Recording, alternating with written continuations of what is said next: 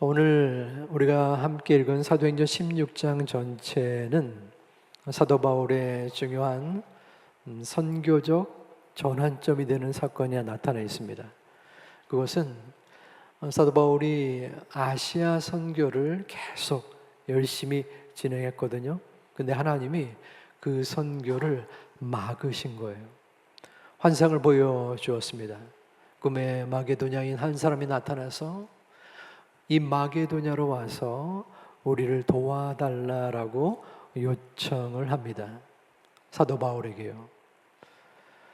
성령의 강권적인 역사에 바울은 순종하여서 그 아시아로 가는 길을 접고 유럽으로 방향을 틀게 됩니다. 그리고 그 빌립보에 처음 도착하여서 기도의 사람들을 만나고 거기서 루디아를 접하게 됩니다. 루디아는 복음을 듣고 참된 하나님의 말씀 가운데에 변화를 갖게 됩니다. 그의 처한 자리에서 복음의 증거, 선교의 역할을 감당하게 됩니다. 오늘 설교의 제목은 생활 선교사, 나는 생활 선교사입니다 이죠. 바로 생활 선교사란 무엇인가? 말씀을 통해 함께 살펴보고 생활 선교사의 역할이 무엇이 있을지, 그 사명이 어떠한 것인지 함께 은혜를 나누어 보고자 합니다. 먼저 12절에서 사도 바울은 빌립보에 이르게 됩니다. 거기서 빌립보에 이르니 이는 마게도냐 지방의 첫 성이요 또 로마의 식민지라. 이 성에서 수유를 유하다가, 여기서 마게도냐 지방의 첫 성이라는 것은 처음 성이라는 것입니다. 빌립보 성의 사람들은 로마의 식민지에 있었기 때문에 로마 시민권을 가졌습니다. 당시에 로마의 시민권자라는 사실은 특별한 혜택을 누릴 수 있었는데 그 재산권을 인정받았고 또 세금을 감하는 은혜를 입었습니다. 또한 여러 가지 재판에 처했을 때에 그 재판에서 보호받는 그 은총도 누리게 되었습니다. 그러므로 얼마나 그 로마의 시민권 된 것을 자랑했는지 모릅니다. 하지만 이 사실은 이 빌립보 성이 로마의 시민권자로 이루어졌다는 것은 복음 전파에는 어려움 요소가 되었습니다. 왜냐하면 로마 시민권자로서 그들은 로마 제국에 대한 강력한 자부심이 있었고 로마 황제를 신으로 여겼습니다. 그러기에 이 바울의 복음, 하나님의 복음의 말씀은 오직 예수 그리스도만이 우리의 구원자요 주님이시다라는 선포이기에 이 선포가 바로 로마 제국의 그 영향력에 맞서는 잘못된 행동으로 드러날 수 있기 때문입니다. 13절에서 바울은 빌립보에 도착해서 안식일에 우리가 기도할 것이 있을까 하여 문 밖 강가에 나가 거기 앉아서 모인 여자들에게 말을 건넵니다. 그들이 처음 한 것은 기도에 쳐서 회당을 찾은 것입니다. 그런데 찾을 수가 없었어요. 왜냐하면 당시의 회당은 유대인 10명 이상, 그것도 남자 10명 이상이어야 건립할 수 있었습니다. 그런데 그 숫자가 되지 않은 것이에요. 따라서 빌립보에는 유대인 남성보다 유대인 여성, 그리고 하나님을 공경하는 이방인 여성들로 구성된 정기적인 기도 모임이 있었던 것입니다. 바울과 그 선교팀은 그 기도의 모임 여성들을 발견하게 되고 그들에게 복음을 전합니다. 14절에 그 모임의 여성들 가운데 루디아가 함께 있었습니다. 도아디라시아에 있는 자색 옷감 장사로서 하나님의 섬기는 루디아라 하는 한 여자가 말을 듣고 있을세 사도 바울의 복음에 대한 말씀이었죠. 주께서 그 마음을 열어 바울의 말을 따르게 하신지라. 루디아의 직업이 보이게 됩니다. 자색 옷감을 다루는 장사치였습니다. 그런데 이 자색 옷감의 특수성이 있습니다. 이 자색 옷감은 당시에 왕족 그리고 귀족들만이 입을 수 있는 최고의 사치품이었습니다. 그러니까 이 사치품을 다룰 수 있었다라는 것은 그 루디아가 적지 않은 상당한 부를 축적했음을 의미합니다. 하지만 당시는 남성 우월적인 가부장적인 사회였거든요. 우리나라 이조 시대를 떠올리면 좋습니다. 그러니 남성으로부터 독립돼서 경제적인 성취를 이룬다는 것은 거의 하늘의 별 따기의 수준이었습니다. 그런데 그 어려운 일을 루디아가 하고 있는 것입니다. 자수성가한 부를 이룬 여성, 그리고 루디아가 로마의 식민지 안에서 로마의 시민권을 지녔는지는 정확히 모르지만 어느 정도 로마의 시민권자와 동등된 영향을 누리고 있을 가능성이 큽니다. 다시 말하면 이 루디아는 하나님을 믿기에 어려운 환경과 상황 그리고 마음이었다는 것입니다. 자기 만족 또한 자존심이 크게 완성된 사람이었다는 것이죠. 하지만 하나님은 이 루디아를 부르셨어요. 오늘 본문에 하나님을 섬기는 루디아라. 하나님을 섬기긴 섬기는데 이 하나님을 섬긴다는 말은 온전히 하나님을 믿고 하나님이 나의 창조주시요 구원자이십니다 라는 수준으로 믿은 건 아니에요. 여기에 헬라어는 신적인 존재를 숭배한다, 경배한다. 그러니까 조금 발을 들여놓은 상황인 것이에요.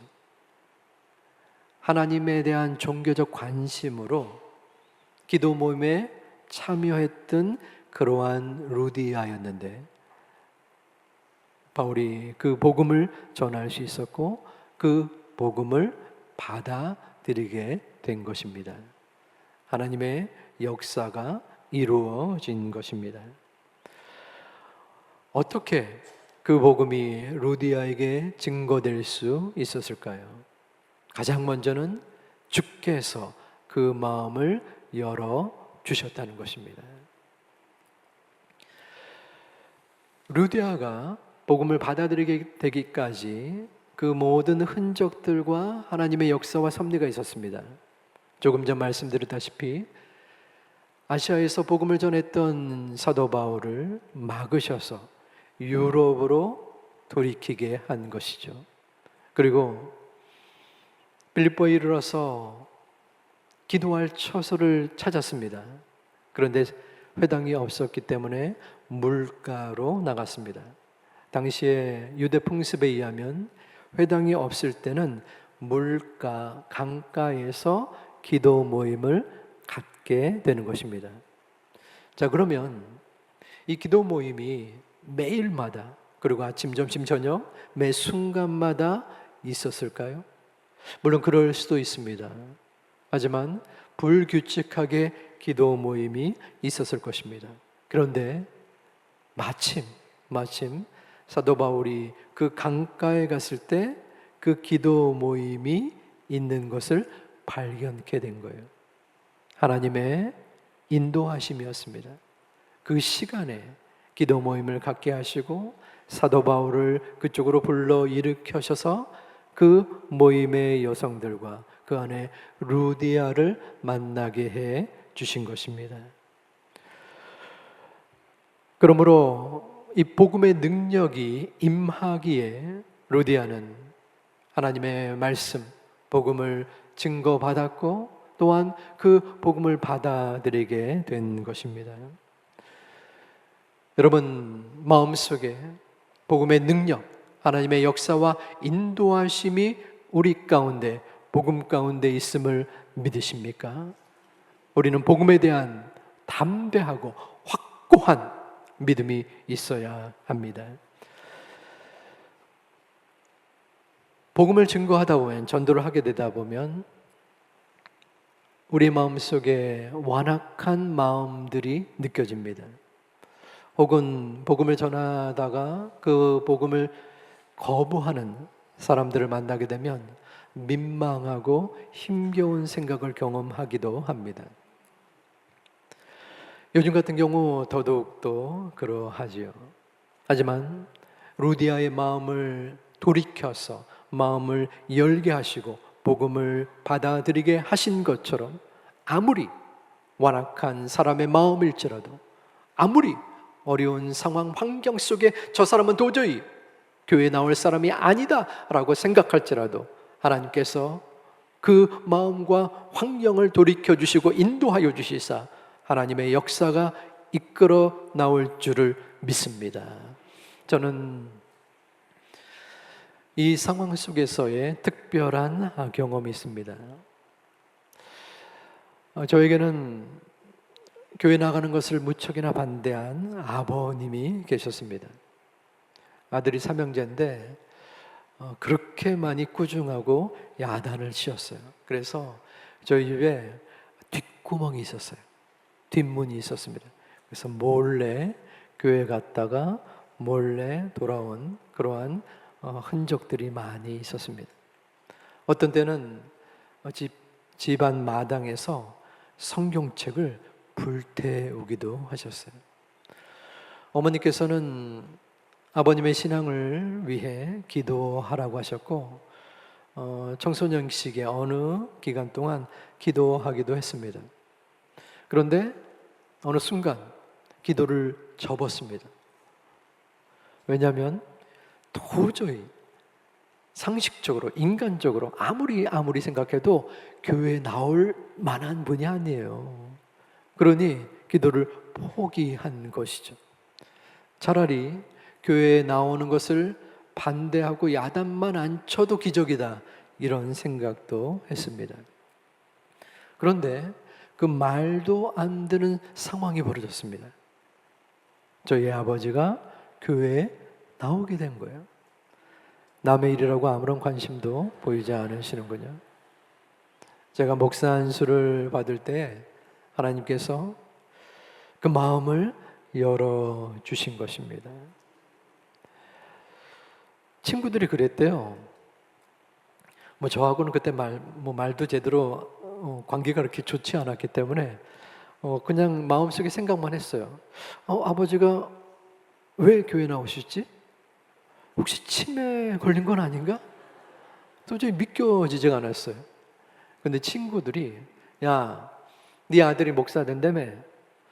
다 이제 한잔하고 이런 친구들이 주변에 많이 깔려 있는데, 그런데 네가 걸림돌이 돼서 되겠냐? 이런 얘기를 들었다는 거죠. 그래서 나왔다는데, 저는 지금도 믿겨지지가 않고 그 시대의 아버님의 마음이었던 것 같아요. 만약에 제가 그 입장이 되면 제 아들이 목사가 된다, 저는 교회 안 나가요. 그럼 네 인생 네가 갈 일이야. 그렇지만 나는 안 나가. 하지만 무엇보다도 하나님이 그 강팍하고 또한 고집스러운 마음까지도 바꾸어 주셨음을 저는 믿습니다. 그러기에 우리는 담대한 마음으로 좌절하지 않고 실망하지 않고 복음을 증거할 수 있어야 합니다. 우리의 역할은, 우리의 소임은 그저 복음을 전하는 것입니다. 복음의 씨앗을 뿌리는 것입니다.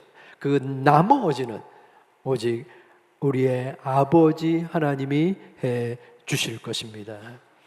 이번 가을엔 새생명 전도 축제에 전도 잔치, 전도 행사를 하지는 않으려 합니다.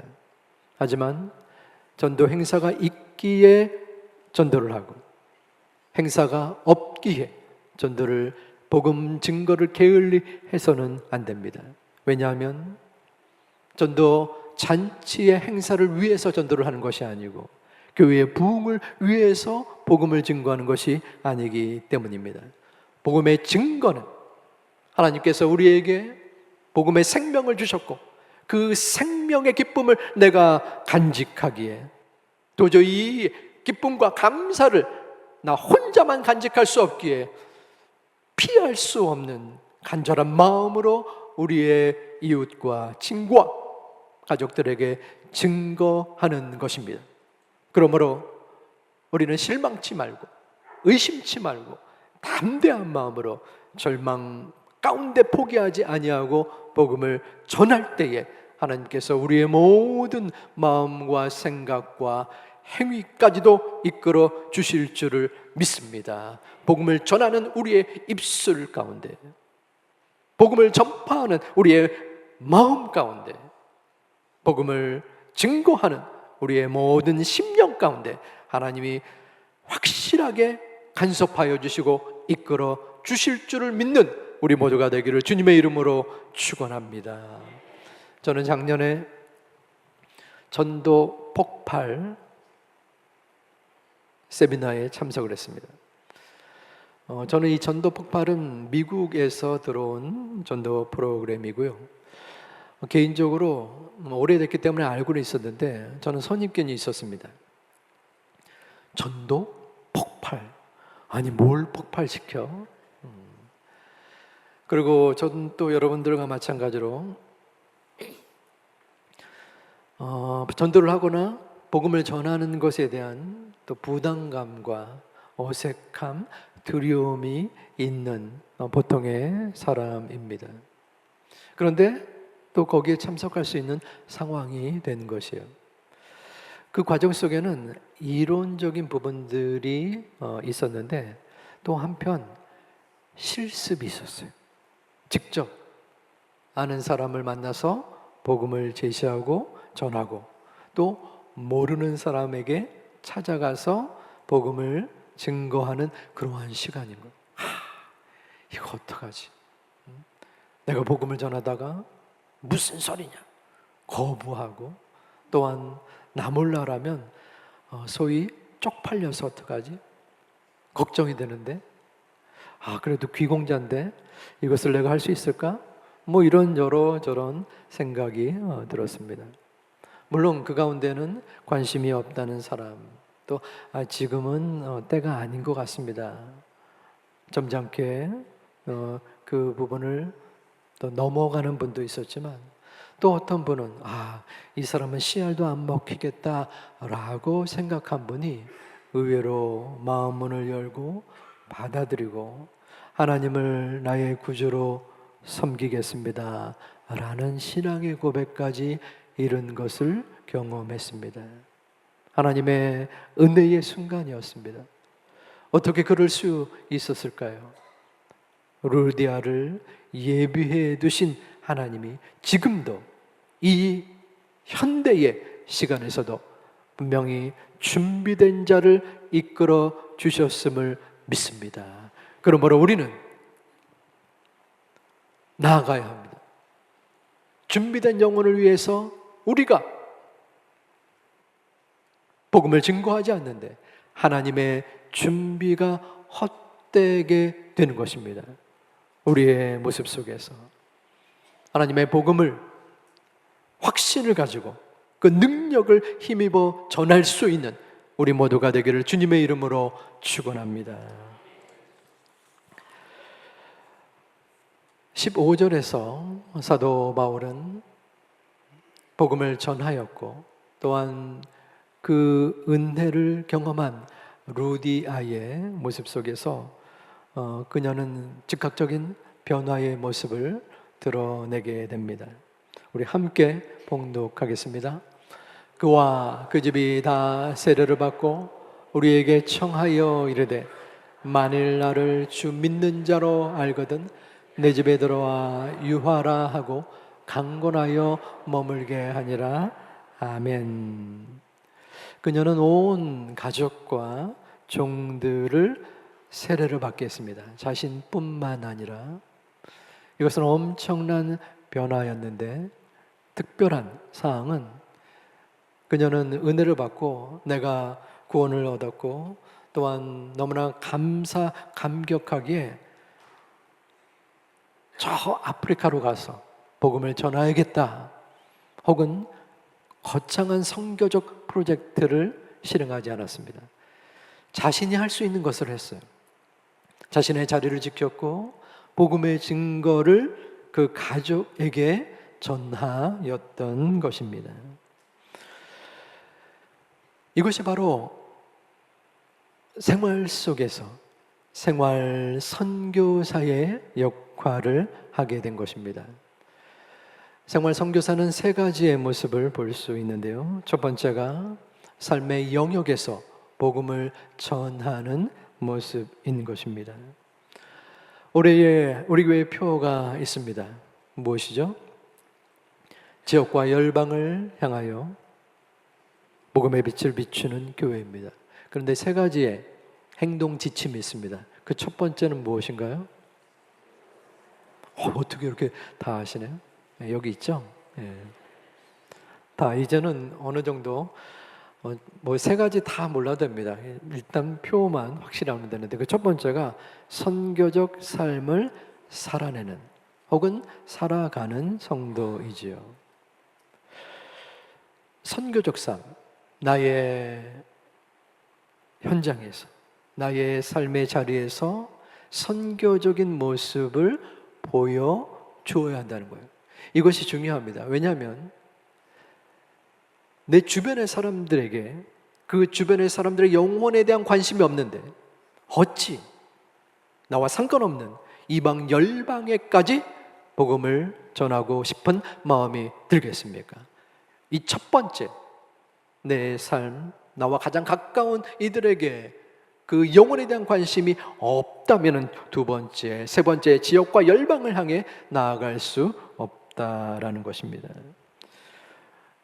그러므로 우리는 이 선교적 삶을 살아가는 지역을 향하여 또 이웃과 가정과 모든 학교의 사람들에게 복음에 대한 증거를 보여주어야 합니다. 가장 가까운 곳이 나의 선교지라는 것입니다.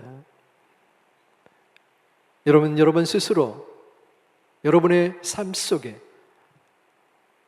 내가 처한 곳이 선교지라는 마음의 도전과 확신이 있으십니까? 그리할 때 우리는 주님의 선교 사역자로서의 사명을 감당할 수 있습니다. 나는 생활 선교사입니다. 이 고백의 말씀을 제가 먼저 선창하면 여러분들이 따라하는 것으로 하겠습니다. 나는 생활 선교사입니다. 나는 생활 선교사입니다. 그냥 따라하니까 따라하는 것이 아니라 내 삶에서 내가 과연 생활 선교사로서 마음을 가지고 있는가? 아니면 그저 오래전부터 믿었기 때문에 어려서부터 믿었던 신앙이었기 때문에 내 삶이 너무나 바쁘고 지금 있는 그 자체만으로도 일어설 수 없는 그러한 삶의 역경 속인데 무슨 생활 선교고 그런 얘기를 하십니까? 라고 생각할 수 있을지 몰라도 분명한 것은 하나님께서 저와 여러분을 생활 선교사로 부르셨다는 사실입니다. 다시 한번 제가 선창하고 여러분들이 말씀할 때 조금 전보다는 하나님 생활 선교사로서의 사명 지금은 부족할지라도 앞으로 감당할 수 있는 소중한 은혜를 허락하여 주옵소서라는 마음으로 따라해 주시면 감사하겠습니다. 나는 생활 선교사입니다. 생활 선교사입니다. 우리 함께 봉창하겠습니다. 나는 생활 선교사입니다. 아멘. 여러분의 삶 속에 하나님이 여러분 한 분 한 분을 나를 생활 선교사로 부르셨음을 마음으로 믿고 의지하며 나아가는 우리 제2가족이 되시기를 주님의 이름으로 축원합니다. 두 번째 생활 선교사로서의 또 사명과 모습은 일상의 자원을 복음에 선용하는 생활 선교입니다. 우리 마음속에 어떠한 생각이 드십니까? 생활 선교사로서 일상의 자원을 여러분들 마음에 느끼고 루디아는 본문에서 이러한 고백을 하였습니다. 내 집에 들어와 유하라. 사도 바울이 집에 들어와서 머물기를 바랬던 것입니다. 루디아는 가장 자신이 가지고 있는 자원 중 또한 모든 것 중에 가장 귀한 집을 바울 선교팀을 위하여 열었습니다. 바울과 그 일행들은 어떠한 모습으로 선교를 감당했을까요? 아마도 쉽진 않았을 것입니다. 교회가 거의 없었던 그러한 때였어요. 열악한 물질 그리고 부족한 여러 인력 구조 속에 힘겹게 선교의 사역을 감당했을 것입니다. 그때에 자신의 집 자원을 활용해서 열은 것입니다. 바로 이 집이 유럽 선교의 본부가 되어졌습니다. 우리의 마음속에 바로 이 일상의 자원을 선용하는 복음의 사역, 그것이 감당되어질 때 하나님께서는 그 모습을 보고 귀하고 기쁘게 보실 줄을 믿습니다. 어떤 집사님은 청년에게 그 청년들의 마음을 위로하고 또한 소통하고 격려하기 위해서 집을 개방하고 또 먹이고 재우고 함께 관계를 맺는 것을 보았습니다. 너무나 귀한 모습이죠. 하지만 모두가 이렇게 할 수는 없습니다. 조금이라도 간식을 제공하거나 혹은 장소를 제공하는 그 자체가 루디아의 선교의 섬김의 모습입니다. 내가 가진 물질, 내가 가진 달란트, 이 것들이 소중한 내 자산이지만 하나님께서 주신 선물입니다. 그러므로 이 모든 자원들을 나의 유익만을 위해서 사용한다면 하나님이 우리에게 주신 그 소중한 뜻에 어긋나는 일이 이루어지는 것입니다. 그러므로 내가 가진 자원이 무엇이든지 어떠한 것이든지 나만을 위해 쓰는 것이 아니라 하나님의 소중한 선교의 사역, 그 자원을 선용하고 활용하는 우리 모든 제2가족 되시기를 주님의 이름으로 축원합니다. 마지막 세 번째의 생활 선교사의 모습은 적극적인 사랑의 실천입니다. 강권하여 머물게 하니라. 15절에 루디아의 강권이 나타납니다. 그런데 이 강권하여 머물라 하는 헬라어 파레비아 조마이는 그저 단순하게 권하는 것이 아니라 마치 때를 쓰듯이 끈질기게 권한다라는 것입니다. 이 루디아와 사도 바울의 지금 본문에서의 모습을 잠시 떠올려 주시기 바랍니다. 루디아의 마음에는 기쁨이 있었을 거예요. 내가 종교적인 관심으로 하나님을 조금씩 알아가는데 사도 바울이라는 분이 나타나서 오직 예수 그리스도만이 우리의 구원자 되십니다 라는 복음을 전했을 때 그 복음에 받아들여졌거든요. 인생이 바뀐 것입니다. 그 삶의 전환점이 되어진 것이에요. 그래서 사도 바울에게 자신의 집에 머물기를 청한 것이에요. 그러면 사도 바울이 그 청함을 듣고 좋습니다, 감사합니다, 땡큐 하면서 싹 들어갔을까요? 그렇진 않았을 것 같아요. 그래도 체면이 있지. 그리고 너무 갑작스러운 초청에, 더구나 처음 본 분들이에요. 이방인들이에요. 그러므로 뭘 믿을 수가 없는 상황이었는데 초청을 했으니 마음에 망설임도 있었을 듯합니다. 하지만 결국에는 들어갔는데 그 이유가 무엇이었겠습니까? 자신이 받은 그 복음에 대한 은혜, 루디아를 말합니다.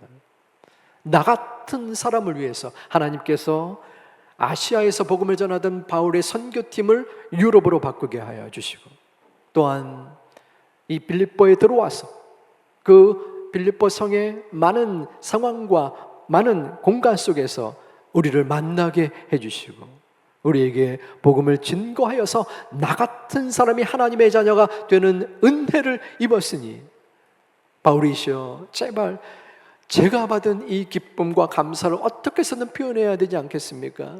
제발 우리 집에 머물러 주십시오 라고 이야기하지 않았을까 생각합니다. 그 마음의 진실함과 진정성을 사도 바울은 느끼고 바로 이 집에 머물러 유럽 선교의 본부로서의 역할을 감당한 것입니다. 만일 여러분의 삶 속에 이 생활 선교사로서의 사랑의 관건, 여러분들은 어떠한 끈질김이 있습니까? 여러분의 가족이나 친구, 이웃에게 야, 교회에 한번 나가볼래? 우리 교회 참 좋은 교회야. 친구가 뭔 소리야? 일요일날 골프 쳐야 돼. 니나 나가라. 그래, 알았어. 아유, 이것은 끈질김이 아니지요. 물론 그렇다고 해서 멱살을 붙잡고 너 안 나가면 쭉 하면서 소위 들이대는 모습을 말하는 것은 아닙니다. 지혜롭게, 또한 인내와 기도로서 그 사람을 대하고 이끌어야 되는 끈질김을 뜻하는 것입니다. 우리 교회에 어느 권사님이 계시는데 친구를 위해서 오랜 세월 동안 기다리고 기대하고 또 권면하고 그 기간이 40년이었습니다. 결국에는 작년에 등록을 했어요. 그 친구분이 그러더라고요. 만일 내 친구가 막 권하고 또 강하게 꾸짖고 이런 식으로 했으면은 아마도 지금의 모습이 이루어지지 않았을 것이라고. 끈질김입니다. 끈질김 가운데 우리가 나아가야 되는데 그 동기가 무엇입니까? 루디아는 자신이 복음을 받았으니까 어쩔 수 없는 행동으로 해야만 되니까 억지로 행한 것입니까? 아니었습니다. 우선이 은혜였습니다. 내가 받은 은혜가 나에게 넘치기에 도저히 감당할 수 없는 이 기쁨과 감사를 표현한 것이 바로 적극적인 그리고 끈질긴 사랑의 권면이었다는 것입니다. 여러분의 삶 속에 무엇이 우선입니까?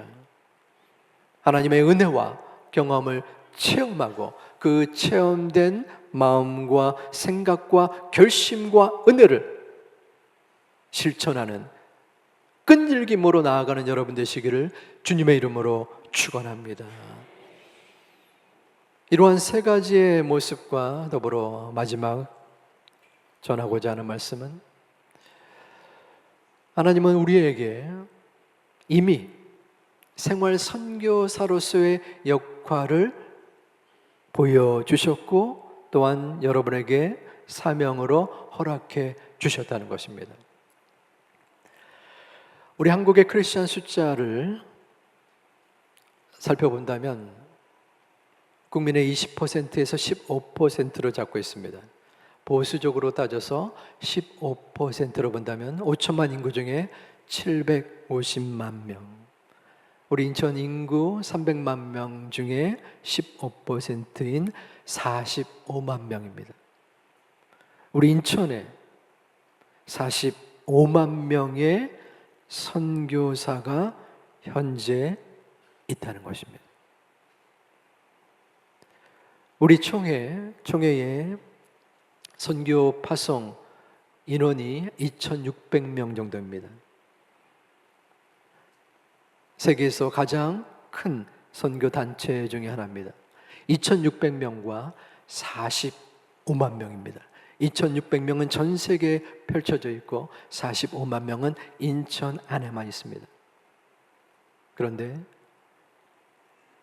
45만 명의 선교사가 있는 이곳에 왜 많은 어려움이 있고 교회가 인정을 받지 못하고 어떨 때는 교회가 욕을 먹는 상황까지 이르고 있습니까?